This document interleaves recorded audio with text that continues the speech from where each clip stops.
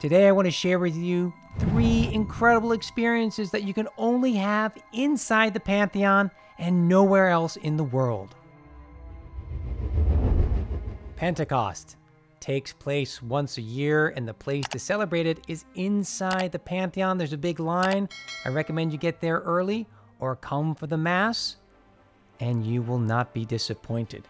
We have the Pantheon being converted into a church around 609 or 610, and we know at least by 1100 it becomes associated with the celebration of the Pentecost, when the Holy Spirit descends down to earth.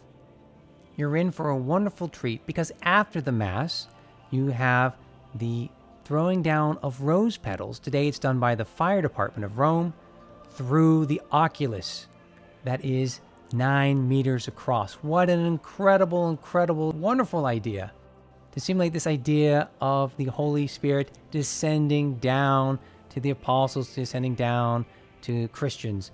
It's a wonderful, incredible experience, and it's something that takes place once a year in the Christian calendar. Again, you don't have the association of the Pantheon with the Pentecost celebration earlier than 1100. So it's around 900 years that we have this tradition associated with the throwing down of the rose petals into the inside of the Pantheon. It truly is a sight to behold. I want to think about this long tradition of Santa Maria ad Martires that's associated with the martyrs of Christianity when it becomes a church, thanks to Boniface, who asked the emperor at the time, Phocas, to convert this into his place of worship for Christians. And what's also famously associated with it is this wooden panel, this icon of Mary and baby Jesus. It's at least 8th century AD, possibly even sooner. So when the Mass is over and you take a fistful of rose petals with you and look up, you've always got to be careful of the weather, because that's an open oculus and sometimes it rains inside. So now let me share with you this incredible experience of the rain inside the Pantheon. It happens all the time. And of course, the Tiber River is what floods the Pantheon historically, last in 1870. Obviously, you can see here from the rain, it's pouring. It doesn't flood the Pantheon. Most of the water evaporates on the way down, but there are drains that are in the pavement as well. So it's just a fun experience, and watch out because the pavement can be a little bit slippery. And right here in an empty Pantheon, just take in the moment and listen for the thunder.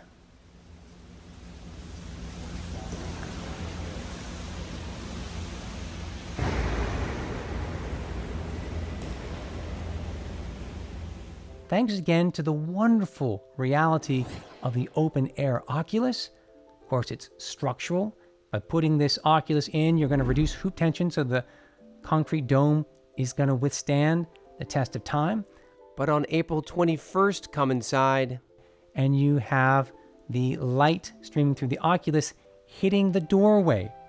It is incredible. What a great way to celebrate the birthday of Rome, founded in 753 BC. And of course, you enjoy that progression of the oculus across the front. It's not always sunny though, so you never know what you're going to get. The crowds thin out.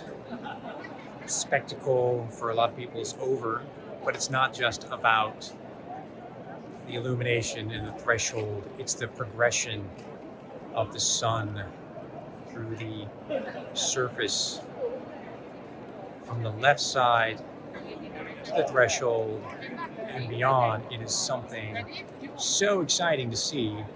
And this year, we had the crowds waiting at the threshold moment. It didn't happen because of cloud cover. The spectacle continues afterward, and the sun is back out. Here we are now standing outside the center of the rotunda, looking up. And there's just so many ways to enjoy the beauty of the sun as it strikes the interior on this magnificent day, September 23rd. Let's come back into the Pantheon on the summer solstice, when the sun will cast this large disk of light on the floor with a diameter of 9 meters, which is also the diameter of the oculus up above. What an incredible experience. And again, I'm so happy to share this with you. These are obviously images from our COVID years when you found oftentimes coming to the Pantheon, it was pretty much empty. So what an amazing experience. And we think about, we're not at the equator, so that disk of sunlight won't strike the center of the Pantheon, but it's going to strike as close as possible given where we are in Italy. What an incredible, incredible day it is to be inside the Pantheon on the 21st of June, celebrating the summer solstice. We can come to the Pantheon on September 23rd, the autumn equinox. Keep in mind also, there is a spring equinox on March 21st. And what happens? Well, the disk of the sun is going to illuminate around 12:31 p.m. the entrance, but also passing through that grate that lies above the door and strikes part of the pavement in the porch. What another amazing experience. Also, incidentally, September 23rd, it's the birthday of Augustus. And we want to think about the original Pantheon built by Agrippa. He knew when Augustus's birthday was. So let me take you now outside where we can see clearly the sun is striking through the grate and is hitting us right there in the porch area. This is only happening 2 times a year on the equinoxes of the year, March 21st and September 23rd. And finally, let's celebrate the end of the year. We have the winter solstice, which is December 23rd, where the sun is lowest in the sky. Here's that experience outside in front of the Pantheon. Truly amazing. We can also go inside the Pantheon. And what we see inside the Pantheon is that we have the upper part of the dome is illuminated. So you won't get the sun striking so high up in the dome as you do on the winter solstice, December 23rd. So this is the amazing solar calendar of the Pantheon. Thanks for joining me for these incredible experiences that you can have only inside the Pantheon. The Pentecost roses, rain, and of course the solar calendar of the Pantheon. Thanks for joining me. Thanks for subscribing. Get my newsletter at dariusrdiggs.com. And I'll see you in Rome or throughout the empire. If you want to travel or take a course, just reach out.